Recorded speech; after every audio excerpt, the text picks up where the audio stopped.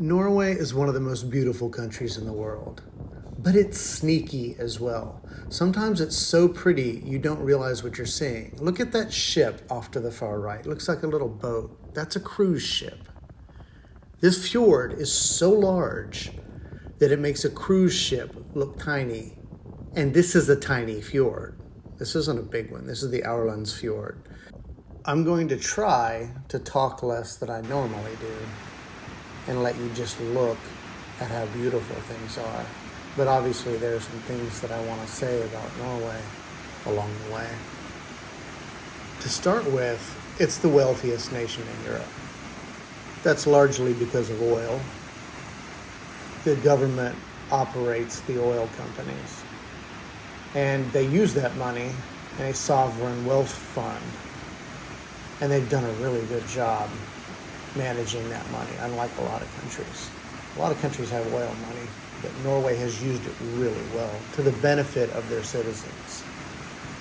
And they invest the money intelligently, but also into infrastructure. The engineering in Norway is impressive.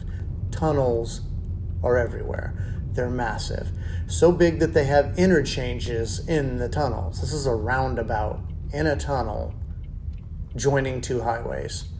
Some of the tunnels are so long that they have rest stops in the tunnels so you can stop and take a break. This is one here. And the longest tunnel is 24.5 kilometers long. That's a long tunnel. You would have a hard time getting around Norway if it wasn't for the infrastructure. The country itself is really only about 150,000 square miles. That's like half the size of Texas. But it's 1,100 miles from top to bottom by air, not by road. That's Dallas to Miami by air again. That's a long distance. And it's absolutely covered in mountains and deep fjords and glaciers. It reminds me of when I was a kid 30 years ago. I was backpacking across Norway, and I was on this train going cross country through these valleys, and they were just gorgeous. And I had my nose pressed up against the window with my camera, taking pictures constantly. And I just had to know what the name of this beautiful place was. And I looked at this guy on the train and I said, "What's the name of this valley?" And he just looked at me and shrugged his shoulders and said, "I don't know. It's just a valley." And I laughed, but to a Norwegian, it was just a valley. And to me, it was like the most beautiful place I'd ever seen.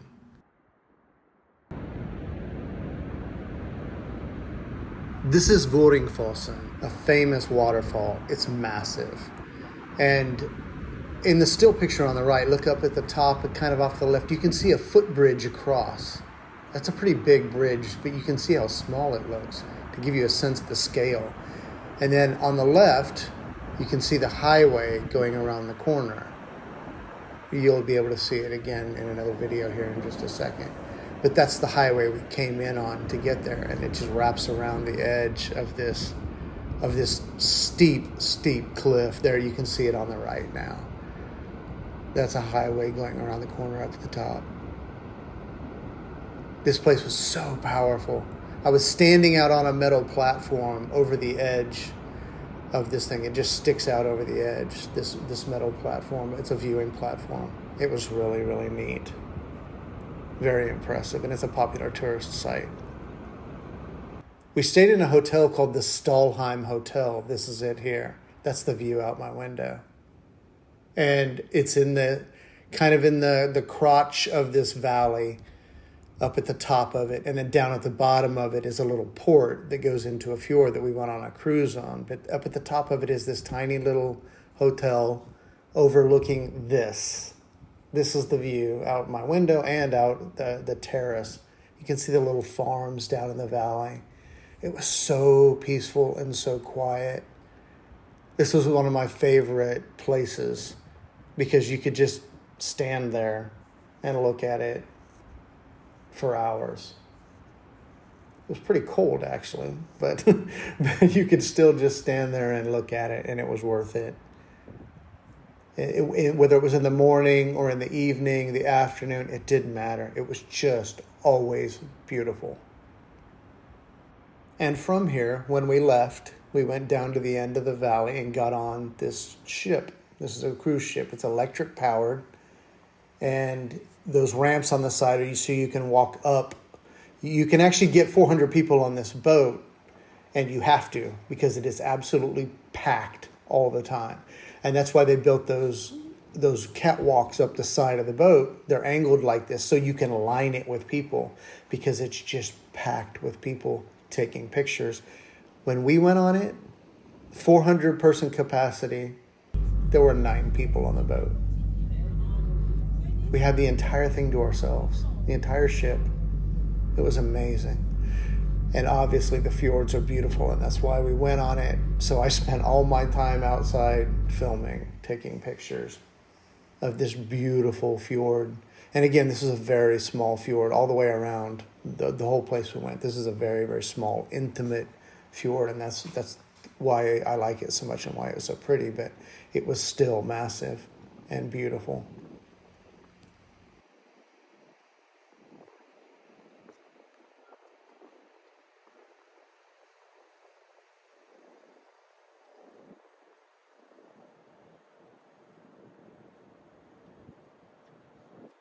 I froze my butt off.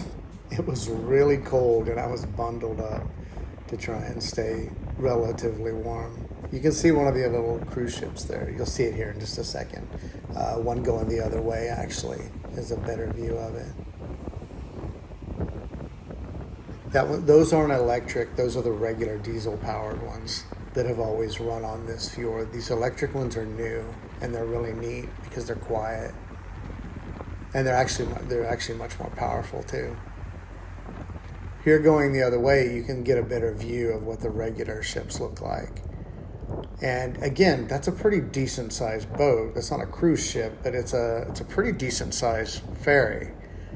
And look at it against the side of this mountain. It just dwarfs it.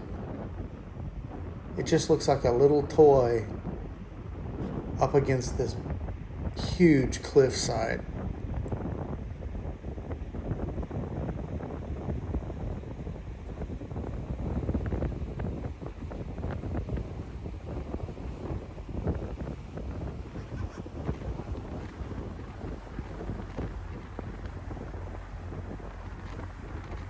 Another nice thing about these electric catamarans is that the way the captain can control it.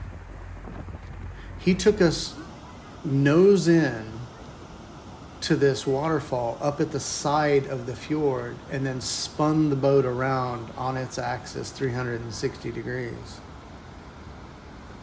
and gave everybody a view, although there were only 9 of us. But I think that's just their standard thing. But the other ships can't do that. You can't just turn the ship front end and just spin the thing around and take off again. And it was actually kind of neat. We could actually just pull right up to the side there and look at a waterfall. And you can get a quick glimpse of the sister ship going the other direction on this same cruise. That's what our boat looks like.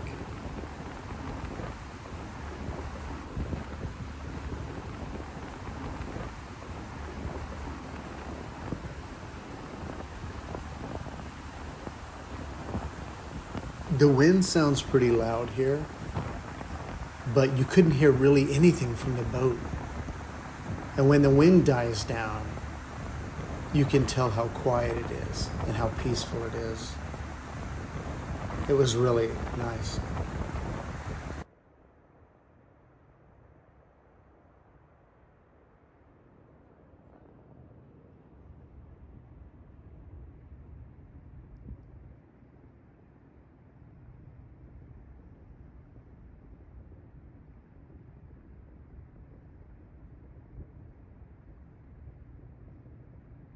This is a 1,000-year-old wooden stave church. There aren't many of them left because most of them have burned down, but they're really kind of neat to see.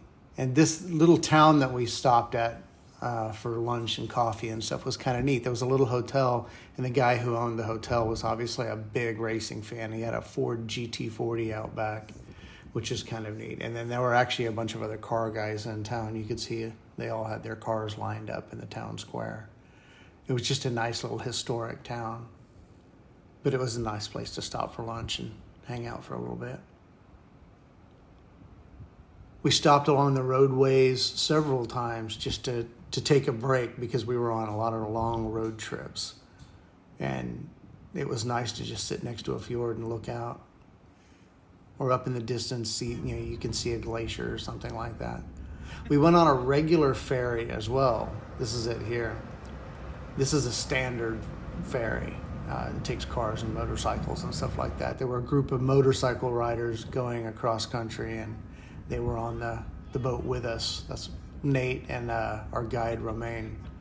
He's French, and he's actually living in Norway, and he was our guide.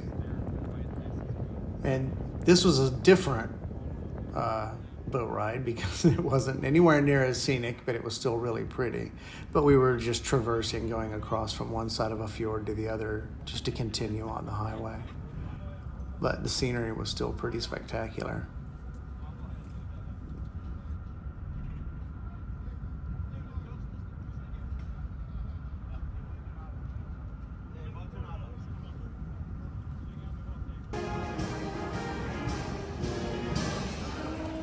This is historic Bergen, Norway, and had a lot of really old buildings from the Hanseatic times. You have a McDonald's here and a building from the 1700s. That's kind of neat.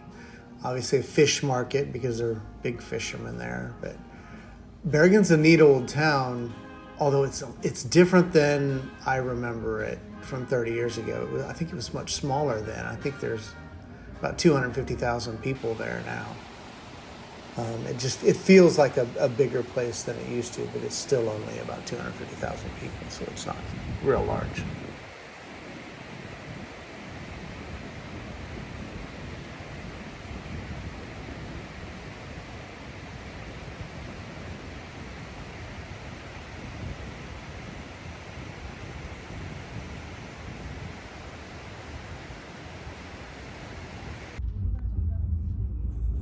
And we went up the funicular railway in Bergen to the top.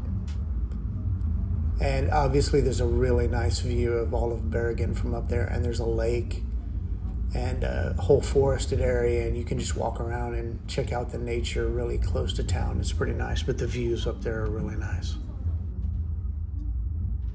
A couple little notes that I remember talking with our guide about. He was explaining to me, or trying to explain, it was really complicated, that there are actually two different forms of Norwegian.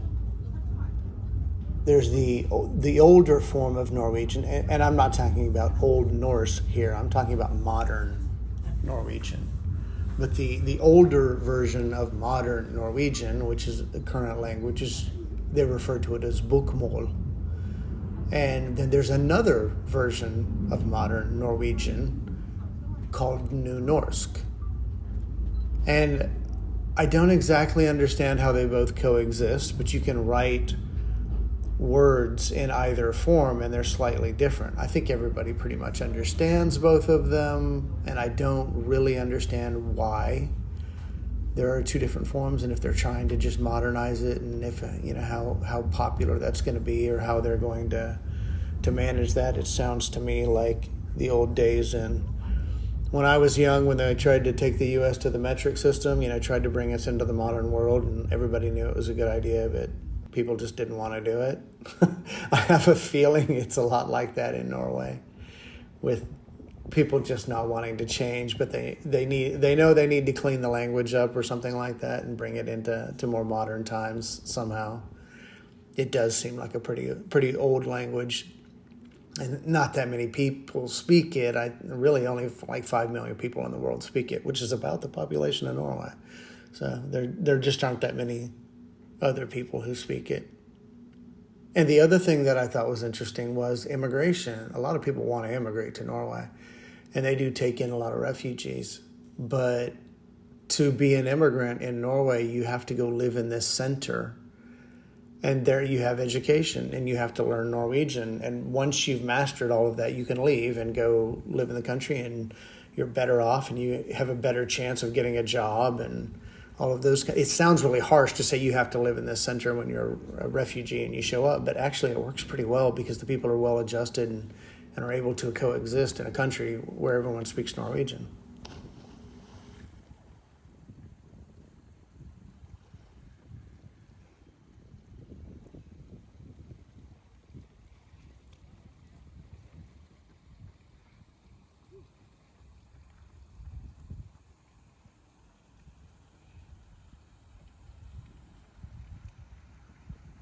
Everything in this video is southern Norway.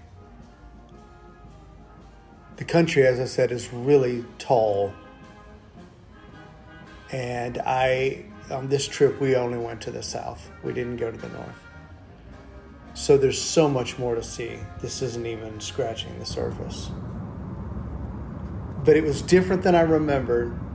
It's much more developed, much wealthier, still very expensive, but unbelievably gorgeous. It's still so pretty. And they've done such a good job managing the wealth from the oil and investing it in their people in education and infrastructure, all the things you would really want a government to do. They seem to be doing really well. And I was so happy to have gone back and seen it again because I remembered it as one of the prettiest places I'd ever seen. And it didn't disappoint. It still is.